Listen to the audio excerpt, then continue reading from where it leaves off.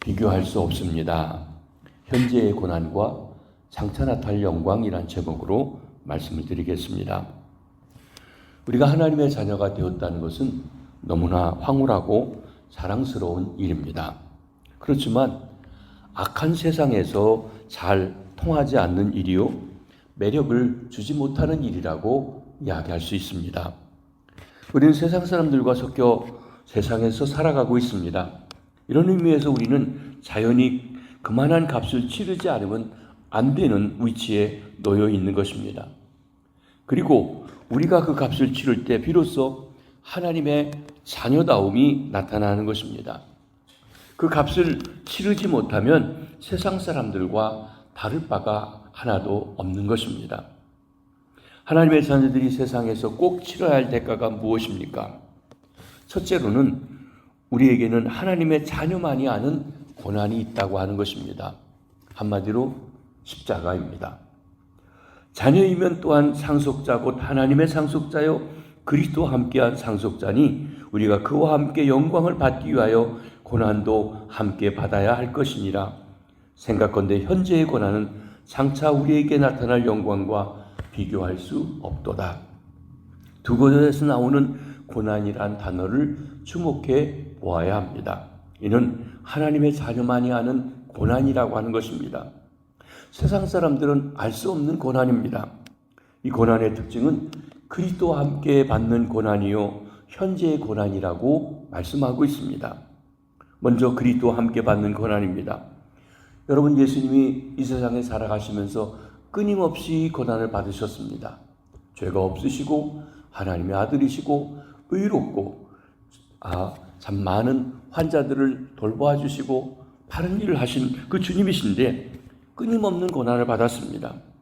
예수님이 고난받은 것은 하나입니다. 하나님의 아들이라고 하는 이유 때문이었습니다. 사람들이 볼 때 그는 벅초라해 보였습니다. 배경도 신통치 않았습니다. 가문도 보잘것이 없었습니다. 그럼에도 불구하고 예수님은 자기를 하나님의 아들이라고 말씀하시고 하나님의 아들로 살아가셨습니다. 당연히 사람들은 멸시하고 천대했습니다. 예수님은 그가 십자가에서 처참하게 죽을 때 그 이유가 하나밖에 없었습니다. 자기를 하나님의 아들이라고 한다고 제사장들이 그를 십자가에다 달아 죽이도록 여러 가지를 몰아서 그렇게 만들었던 것입니다.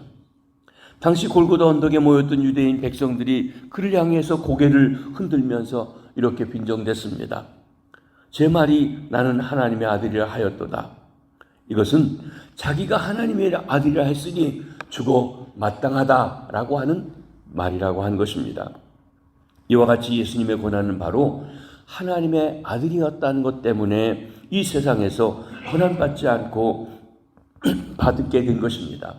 우리가 그렇다고 하면 예수님과 함께 하나님의 아들이 된 우리가 이 세상에서 고난받지 아니할 수가 없다고 하는 것입니다. 우리는 명심해야 할 것이 있습니다. 예수님을 핍박하고 십자가에 못 박았던 세상은 그동안 하나도 바뀌어진 것이 없습니다. 이 세상은 아직도 세상신이 다스리고 있습니다. 사람들은 여전히 악합니다. 그들은 하나님을 싫어합니다. 하나님을 싫어하기 때문에 자기를 하나님의 아들이라고 하나님의 자녀라고 말하는 사람들을 싫어합니다. 겉으로는 별로 표를 내고 있지 않지만 속으로는 정말 싫어합니다. 사랑하는 성도 여러분, 성경을 우리가 낱낱이 한번 살펴보시기를 바랍니다. 특별히 마태복음부터 요한계시록까지 예수 믿는 우리를 향해서 고난을 피하라 라고 하는 권면의 말씀이 나오는지 찾아보시기 바랍니다. 놀랍게도 고난을 받으라고 하는 말씀만 점점이 이어지는 것을 보게 됩니다. 우리가 하나님 나라에 들어가기 위해서는 환난을 받아야 된다. 고난을 받아야 된다. 하나님의 자녀이기 때문에 받는 고난이 있다고 말씀하는 것입니다. 특별히 고난받는 성도들을 위해서 썼던 베드로 전서에 보면 그런 말씀이 대표적으로 나옵니다. 베드로전서 2장 10절입니다. 죄가 있어 매를 맺고 참으면 무슨 칭찬이 있으리요. 그러나 선을 행함으로 고난을 받고 참으면 이는 하나님 앞에 아름다움이라. 선을 행하는데 고난받는 일이 있다는 거예요. 또 베드로전서 4장 13절입니다. 오히려 너희가 그리스도의 고난에 참여하는 것으로 즐거워하라. 이는 그의 영광에 나타나실 때 너희로 즐거워하고 기뻐하게 하려 하심이라. 어떻게 보면 참으로 기가 막힌 말씀입니다. 고난을 피하라기는커녕 고난이 당할 때 그 고난을 즐거워하라고 말씀하고 있습니다. 이만큼 성도의 고난은 하나님 보시기에 아름답고 영광스럽다는 것입니다. 고난을 좋아할 사람 없습니다. 근데 하나님 보시기에 아름답다라고 얘기했습니다. 선을 행하면서 하나님의 자녀로 고난당할 때 말입니다. 다음으로 우리가 당하는 고난은 현재의 고난입니다. 본문 18절에 보면 생각하건대 현재의 고난은 하고 나옵니다. 어떻게 보면 이 현재의 고난이라는 말은 잠깐 스쳐가는 기간을 가리키는 것처럼 보입니다. 그러나 그 내용을 보면 사실은 그렇지가 않습니다. 현재라고 하는 말은 주님이 부활하신 그때로부터 시작해서 재림하시길 때까지 그 가운데 끼워져 있는 말세라고 부르는 시대 전체를 가리키는 말이라고 할 수 있습니다. 수백 년, 수천 년이 될 수도 있습니다. 개인적으로 말하면 내가 주님을 알고 믿고 구원받아 살다가 죽을 때까지의 모든 시간을 다 가리켜 말한다고 했습니다. 그동안 받을 수 있는 고난이 현재의 고난입니다. 그러니까 현재의 고난은 우리가 이 땅에 살아가면서 당하는 고난이 현재의 고난인 것입니다. 그러므로 우리가 하나님을 아버지로 모시고 신앙생활을 잘하려면 일생 고난당할 각오를 하고 살지 않으면 안 되는 것입니다. 사랑하는 성도 여러분, 여러분이 가정에서 예수님 때문에 핍박을 당하십니까? 사회에서 예수 믿는다고 조롱을 당하십니까? 예수님 때문에 가난하게 되었습니까? 그렇다면 그것은 우리의 신분이 하나님의 아들 되었기 때문에 그리스도와 함께 고난을 받고 있다는 것을 기억하시기 바랍니다. 그리고 하나님을 아들이기에 이 고난을 기쁘게 받아야 한다는 것은 하나님을 아버지라고 부르는 자들에게 주신 특권이지만 또한 의무이기도 하다고 하는 것입니다. 둘째로 우리는 하나님의 자녀만이 아는 탄식이 있다고 했습니다. 23절입니다. 그뿐 아니라 또한 우리 곧 성령의 처음 익은 열매를 받은 우리까지도 속으로 탄식하여 양자될 것 곧 우리 몸의 속량을 기다리느니라. 성령의 처음 익은 열매를 받은 우리가 탄식하고 있다 그랬습니다. 이 탄식은 그리스도인인 우리만 하는 탄식이요 우리만 할 수 있는 탄식이라고 했습니다. 본문에 탄식한다라고 하는 말의 그 의미 속에는 해산하는 산모가 비명을 지르는 것을 가리키는 그 뜻을 가지고 있습니다. 단순히 비통해서 고통 때문에 터지는 탄식을 말하는 것이 아닙니까? 우리가 잘 아는 바와 같이 산모가 애를 낳으면서 소리 지르는 비명은 절망의 탄식입니다. 절망의 탄식이 아닙니다. 새 생명을 얻는다고 하는 기쁨을 안고 비명을 지른 것입니다. 너무 힘들고 아파서 비명을 지르지만 그러나 그 속에는 기대가 있습니다. 새 생명을 낳는다고 하는 것입니다. 눈에는 눈물이 흐르고 그야말로 곁에서 듣기가 민망할 정도로 고통을 당하는 모습이지만 마음에는 희망과 기쁨이 솟고 있는 것입니다. 생명을 얻는 기쁨입니다. 이것이 바로 여기서 말하는 탄식이라고 하는 의미입니다. 우리가 성령의 처음 익은 열매를 가진 사람으로서 하는 탄식은 바로 이런 성격을 가지고 있습니다. 그것은 우리 몸이 그리스도의 몸처럼 변화될 날을 기다리는 탄식이라고 하는 것입니다. 고린도후서 5장 2절에도 그 탄식에 대해서 말씀합니다. 참으로 우리가 여기 있어 탄식하며 하늘로부터 오는 우리 처소를 덧입기를 간절히 사모하노라. 지금은 우리가 이 땅에서 썩을 몸을 입고 힘들게 살고 있지만 우리 주님께서 우리를 데리러 다시 오시면 우리 죽을 몸이 그리스도의 영광스러운 부활의 몸처럼 새롭게 변화되어서 영생하게 된다고 하는 것입니다. 그러므로 우리의 탄식은 일종의 기다림의 탄식입니다. 사모하는 탄식이라고 할 수 있습니다. 그러나 이 모두는 절망의 탄식이 아닙니다. 어려움을 당하면 당할수록 더 기다려지는 것이 있기 때문에 속으로부터 터지는 탄식이라고 말할 수 있습니다. 하나님의 자녀만이 아는 탄식을 피조물이 같이 하고 있다 그랬습니다. 여기 피조물 누구를 가리키는 것일까요? 피조물이 다 이제까지 함께 탄식하며 함께 고통을 겪고 있는 것을 우리가 아느니라고 했는데요. 여러분, 원래 피조물이라고 하면 하나님을 제외한 하늘의 천군 천사와 모든 만물들 다 포함하는 말이라고 할 것입니다. 그러나 여기 하늘에 있는 영물들은 포함되지 않는다고 할 것입니다. 20절에 보면 이 피조물이 지금 허무한데 굴복하고 있다고 말하고 있습니다. 21절에도 썩어짐의 종로로 타고 있다고 합니다.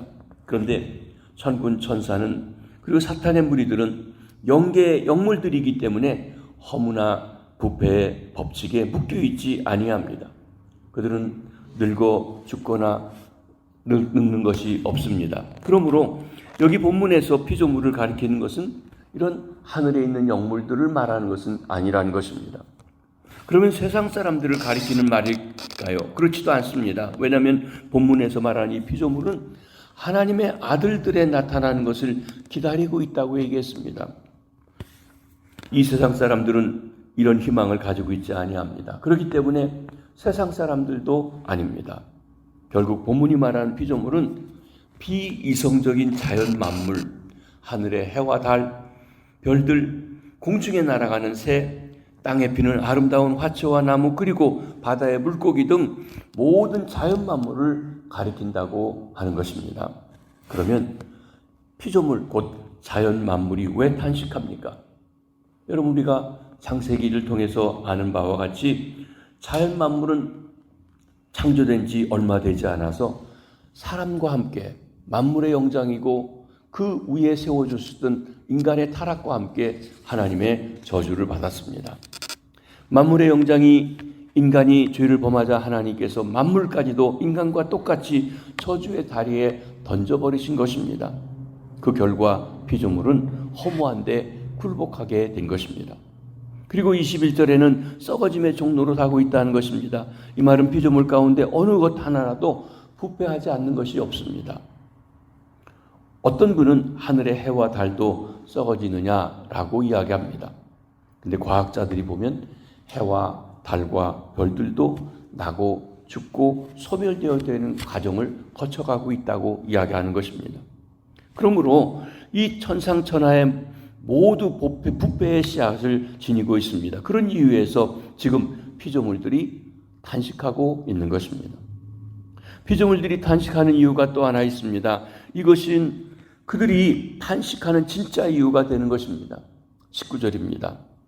피조물이 고대하는 바는 하나님의 아들들이 나타나는 것이니. 여기 고대한다는 말이 무슨 뜻입니까? 고개를 쓱 내놓고 언제 오나 하고 밖을 두리번두리번하며 열심히 내다보는 태도인 것입니다. 우리가 밖에 나간 사람이 돌아올 때 기다리면 자꾸 문을 쳐다보면서 하듯이 말입니다. 그렇습니다. 1월 성신 삼라만상이 고개를 쓱 내고 우리가 영광 중에 나타날 날, 하나님의 아들들이 영광 중에 나타날 날을 기다리고 있다고 했습니다. 정말 믿겨지지 않는 말입니다. 그러나 사실입니다. 그러면 우리가 영광스러운 하나님의 자녀로 나타나게 되면 피조물들에겐 어떤 일이 일어나게 됩니까? 21절에 보면 피조물들이 썩어짐의 종로로 단 데서 해방되어 하나님의 자녀들의 영광의 자유에 이르게 된다고 말씀하는 것입니다. 그리고 하나님의 자녀들인 우리와 함께 저 아름다운 나라에서 영원토록 영광을 누리게 됩니다. 우리가 탄식하고 피조물이 탄식하면서 영광의 그날을 기다리고 있다는 사실을 한치도 잊지 마시기를 바랍니다. 이것 때문에 우리의 탄식은 범사에 감사하는 찬송으로 바뀌어질 수 있게 되는 것입니다. 셋째로 우리에게는 하나님의 자녀들만이 아는 영광이 있다고 했습니다. 이 영광은 바로 우리가 피조물과 함께 탄식하며 기다리는 소망을 말합니다. 17절에 보면 그와 함께 영광을 받기 위하여라고 영광이란 말이 나오고 18절에도 우리에게 나타날 영광과 좋게 비교할 수 없다고 하며 영광이란 말씀이 나오고 21절에도 하나님의 자녀들의 영광의 자유에 이르는 것이다 라고 하며 영광이란 말이 나오는데, 이 영광은 다 23절에서 언급하고 있는 우리 몸의 성량을 가리켜 말합니다. 그러면 몸의 성량이라고 하는 것이 무엇입니까? 11절로 다시 돌아가서 보시면, 예수를 죽은 자 가운데 살리시니의 영이 너희 안에 거하시면 그리스도 예수를 죽은 자 가운데서 살리시니가 너희 안에 거하시는 그의 영으로 말미암아 너의 죽을 몸도 살리시리라. 여러분, 저와 여러분이 이 몸으로는 예수 믿어도 반드시 죽습니다. 언젠가는 죽습니다. 아파 죽기도 하고 자연사하기도 하고 썩어 있어요. 그런데 그것으로 끝나는 것이 아니라 부활하는데, 영혼만 부활하는 게 아니라 몸이 부활한다는 거예요. 근데 이 세상에 살아가는 몸이 아니라 주님과 함께 영원히 하늘나라에 살아갈 수 있는 몸이라고 했습니다. 여러분, 몸의 부활을 이야기하는 그 단어에 보면 소마라고 하는 말을 썼습니다. 사르카라고 하는 육신과는 모양은 가졌지만 소마, 몸을 가지고 부활한다고 해서 우리는 영의 부활만이 아닙니다. 반드시 몸으로 부활하는데, 부활하신 주님처럼 나타나기도 하고 사라지기도 하고 먹기도 하고 그리고 대화도 하시고 하시는 그런 몸으로 변화된다고 했습니다. 주님이 재림하시는 날 하나님께서 우리 몸을 새 것으로 바꾸어 다시 살아나게 하십니다. 영원히 살아갈 새 몸, 하나님의 얼굴을 친히 보고 하나님과 함께 살아갈 수 있는 그 몸으로 부활하게 됩니다. 이것을 몸의 성량이라고 불렀습니다. 신학적으로는 영화된다, 글로리피케이션이라고 하는 구원의 마지막 세 번째 단계인 것입니다. 그때가 되면 우리는 죄와 그 비참한 결과에서 완전히 자유함을 받게 됩니다. 그때가 되면 아픈 것이나 곡하는 것이나 썩는 것이나 죽는 것이 다시 우리를 괴롭히지 아니하게 됩니다. 요한계시록 22장 5절의 말씀대로 그들이 세세토록 왕노로 타리라고다 하는 상태입니다. 모든 천사가 우리 앞에 무릎을 꿇고 수종될 것입니다. 지금 우리는 천사들이 부러워 보이지만 천사는 구원받은 하나님의 백성들을 수종들도록 지음받은 존재들일 뿐인 것입니다. 그날이 우리를 기다리고 있습니다. 이것이 영광이라고 하는 것입니다. 우리가 살아가야 할 세상도 새로워질 것입니다. 우리가 살아가야 할 세상도 새로워져야 되지 않겠습니까? 아무리 새 몸을 입고 부활하다 할지라도 더럽고 악한 세상에 그대로 남아 산다고 하면 그것은 영광이 아니라 더 큰 고통이 될 수 있을 것입니다. 그러므로 하나님께서는 사람을 새롭게 하셨으니 사람이 살아야 할 세상도 새롭게 하시는 것입니다. 그래서 하늘과 땅을 새롭게 만드신다라고 하신 것입니다. 그 새 하늘과 새 땅이 모든 피조물들이 고대하는 바라고 했습니다. 거기에서 우리는 더 이상 썩어짐의 종로로 가지 않습니다. 신천신지, 여러분 가만히 보면 이단들이 아주 좋은 용어는 다 가져갔어요. 신천지라고 하는 이단이 있죠. 통일교, 모든 것이 그리스도 안에서 만물이 통일된다. 정말 성경의 방향이거든요. 근데 통일교라고 아주 이단이 또 통일교를 만들어가지고 어지럽혀서 좋은 단어들을 다 가져갔습니다. 그런데 이 신천신지 새하늘과 새 땅에는 구속받은 우리가 주님과 함께 영원토록 살게 될 것입니다. 그 영광이 언제 나타납니까? 우리 주님께서 재림하시는 날입니다. 주님께서 재림하시는 날에 이 영광이 현실로 나타납니다. 이것을 바라보며 우리가 속으로 탄식하고 피조물들도 탄식합니다. 목이 빠지라고 기다리고 있다는 것입니다.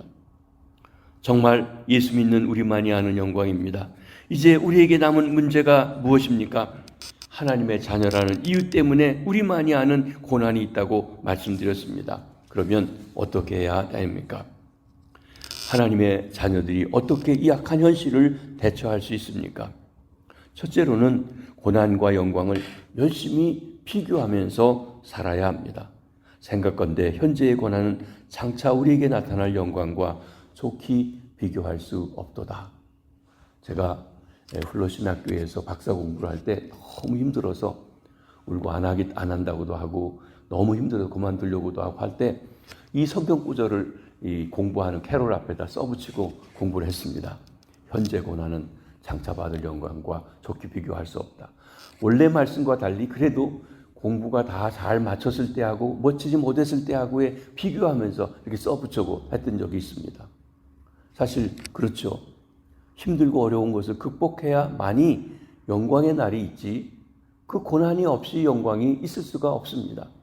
요즘 동계올림픽 하는데 그 사람들이 그 금메달 따고 좋아하는 걸 보십시오. 별것도 아닌 것인데 엄청나게 기뻐합니다. 그 금메달을 따기 위해서 얼마나 그들이 고생을 했습니까? 그러니까 이 세상에서도 영광의 자리에 앉아서 세상 사람들의 박수를 받고 하는 것입니다. 고난이 없는 영광은 사실 없습니다. 여러분, 사도 바울은 비교의 명수였습니다. 정확히 비교할 줄 알았습니다. 그는 세상에서 고난을 당할 때마다 장차 나타날 영광과 비교하면서 사는 법을 익히고 있었습니다. 비교했더니 결과가 어떻게 나타났습니까? 좋게 비교할 수 없다는 사실을 알았습니다. 사도 바울은 우리가 아는 것처럼 고린도서에 보면 복음 전도하면서 너무너무 많은 고난을 당했어요. 우리가 말로 표현할 수 없을 정도로 고난을 당했어요. 죽음의 위험, 돌 맞아 죽을 뻔하고 강도를 당하고 그런 말 할 수 없습니다. 그런데 쉽게 말하면 비교가 안 되는 것이라고 이야기했습니다. 우리도 비교하면서 살아야 합니다. 예수님 때문에 핍박당하는 여러분, 비교하면서 사시기 바랍니다. 예수님 때문에 손아보고 가난을 견디는 여러분, 비교하면서 살아가시기 바랍니다. 여러분의 가난과 영광을 비교해 보십시오. 여러분 날마다 시시때때로 비교해 보십시오. 오늘 우리가 부른 찬송가에 보면 내 주에 주신 십자가 우리는 안 질까? 십자가 지는 데서 시작합니다. 그런데 중간에 들어가면 어떻게 됩니까? 하늘을 바라보며 천군 천사가 우리를 돌보아 주시고 또 나아가 영광의 면류관을 주 앞에 드리면서 있는 그 소를 바라보며 찬송하고 있습니다. 그렇습니다. 여러분, 우리가 이렇게 그때와 지금 주님 때문에 당하는 어려움을 비교해 보면 성령께서 상대가 안 된다. 내가 아무리 힘들어도 내 고난은 앞으로 받을 영광과 비교하면 비교가 안 돼 라고 우리에게 위로해 주신다는 것입니다.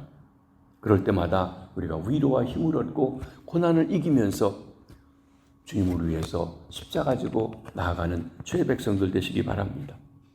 둘째로 참음으로 기다리라고 했습니다. 24절과 25절입니다.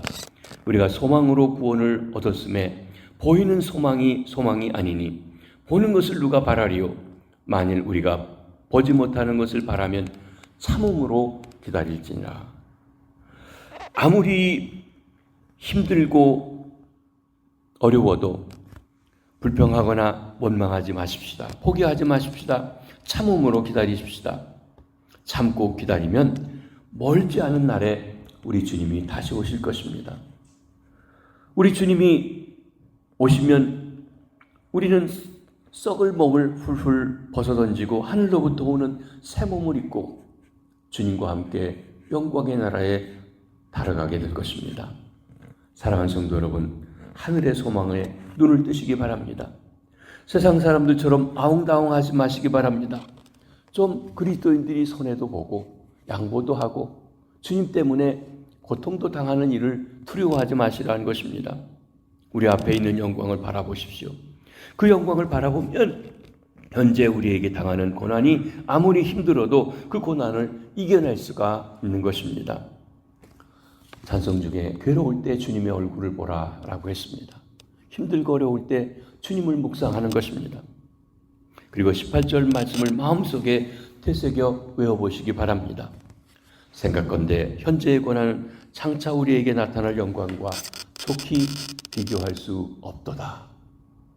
우리가 늘 세상에 살면서 주님의 자녀로 살아갈 때 당하는 어려움, 힘든 고난이 있지만 주님의 자녀이기 때 받을 영광을 바라보며 당당하게 그리스도인답게 살아서 하나님께 영광을 돌리고 이 땅에 주님의 자녀의 빛을 드러내는 아름답고 귀한 성도님들이 다 되시길 주의 이름으로 축복합니다. 기도하겠습니다. 주님, 저희들을 불러 하나님 자녀 되게 해주셨습니다. 하나님 아버지로 섬기기에 이제는 아버지의 집에서 당하는 축복이 우리를 기다리고 또 그리스도와 함께 하나님의 자녀로서 당해야 할 어려움도 의무도 있다고 말씀하셨습니다. 그 의무가 십자가입니다.